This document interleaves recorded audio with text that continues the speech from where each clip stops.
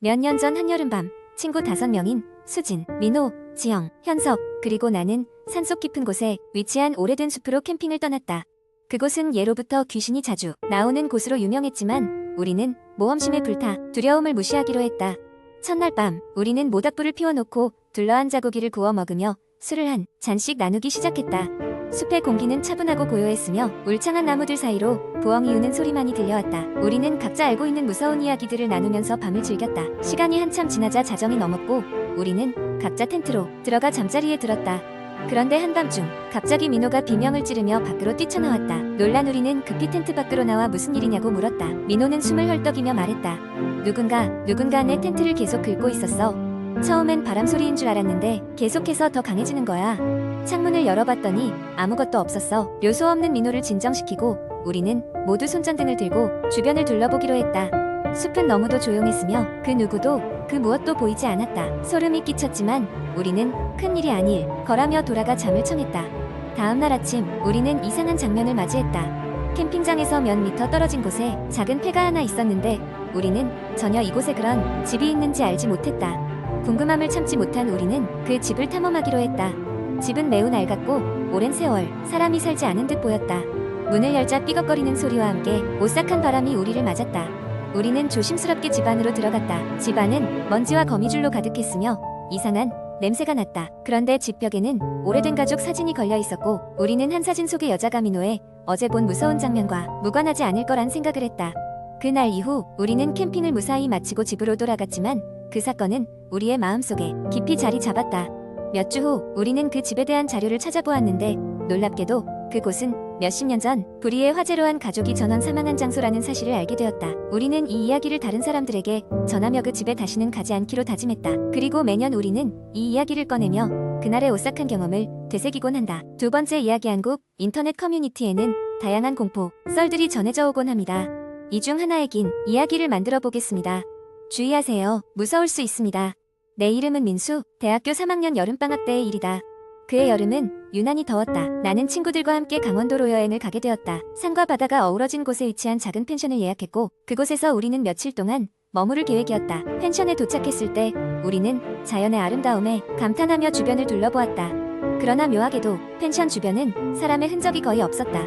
주인 할머니는 우리가 도착하자마자 서둘러 짐 정리를 도와준 후 꼭 필요한 일이 아니면 밤늦게 돌아다니지 말라고 당부했다. 우리는 그 말이 조금 신경 쓰였지만 대수롭지 않게 여겼다.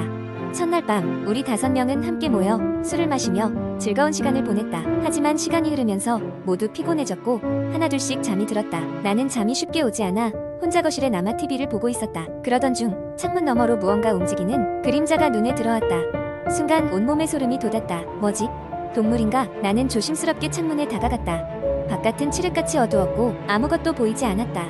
그런데 그때였다. 창문 바로 앞에서 사람의 얼굴이 불쑥 나타난 것이다. 늙은 남자의 얼굴이었다. 긴 머리는 헝클어져 있었고 눈이 움푹 들어가 있었다. 나는 깜짝 놀라 뒤로 넘어질 뻔했다. 그리고 무의식 중에 소리를 질렀다. 뭐야? 누구야? 내 소리에 친구들이 잠에서 깼다. 그들이 완전히 깨기 전 나는 창문으로 향해 있었다. 그러나 그 얼굴은 이미 사라지고 있었다. 친구들이 달려와 무슨 일이냐고 물었지만 나는 그저 꿈이라고 둘러댔다. 그날 밤 나는 창문을 2번, 3번 확인하고 나서야 잠들 수 있었다. 다음 날 우리는 펜션 주변을 둘러보기로 했다. 주인 할머니에게 전날 밤의 이야기를 하자 할머니는 잠시 무거운 침묵에 빠지더니 말했다.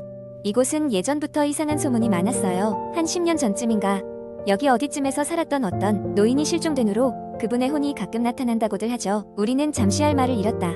겉으로는 웃어넘겼지만 묘한 불안감이 마음을 짓눌렀다. 그날 밤 나는 쉽게 잠들 수 없었다.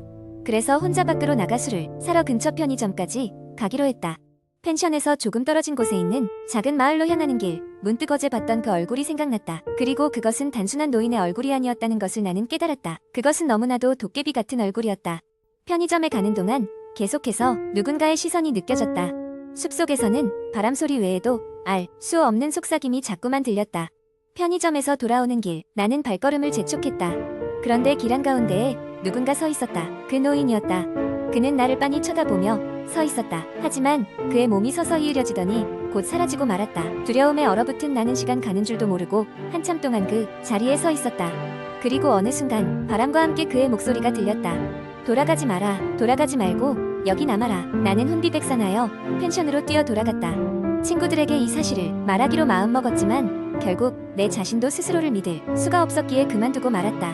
다음 날 아침 우리는 예정대로 펜션을 떠났다. 하지만 이상하게도 돌아오는 길 내내 마음 한구석이 싸늘하였다. 다시는 그 노인의 얼굴이 떠오르지 않기를 바랄 뿐이었다. 이 일은 시간이 흐른 후에도 오래도록 나의 기억 속에 남았다. 마치 그 노인이 마지막에 내게 남긴 말처럼 뭔가 미련을 남긴 채로 말이다. 그리고 가끔씩 나는 생각했다. 그때 내가 그의 말을 들었다면 어떻게 되었을까? 그의 진짜 의도는 무엇이었을까? 지금도 그 답을 찾을 수는 없다.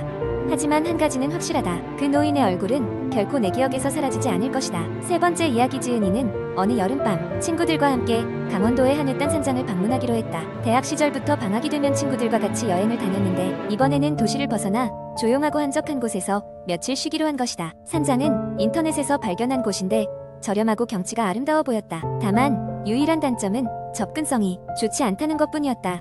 산장에 도착한 첫날 밤이 오자 친구들은 거실에 모여 다 함께 공포 영화를 보기로 했다. 외부와의 연결이 거의 끊긴 상태에서 보는 공포 영화는 뭔가 더 서늘한 기분을 줬다.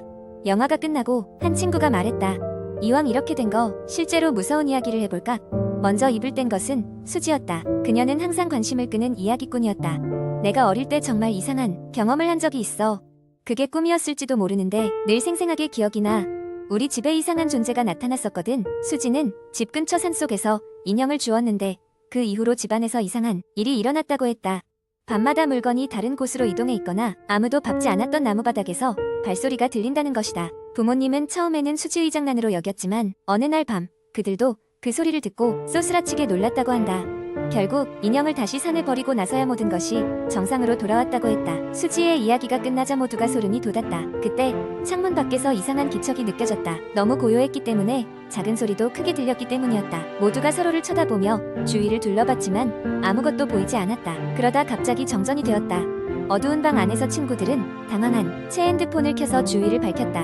뭐야, 우재야. 너 전기세 안 냈냐? 영혁이 농담을 던지려 했지만 웃음소리가 나오지 않았다. 그 순간 방 외부에서 작은 소리가 들려왔다. 마치 누군가 천천히 문을 긁는 것 같은 소리였다. 친구들은 깜짝 놀라 그 자리에 굳어버렸다. 그때 우재가 말했다. 내가 나가서 확인해 볼게. 우재는 손전등을 들고 조심스럽게 문을 열었다. 삐걱거리는 소리와 함께 문이 열리자 바깥은 사방이 어둠에 쌓여 있었다.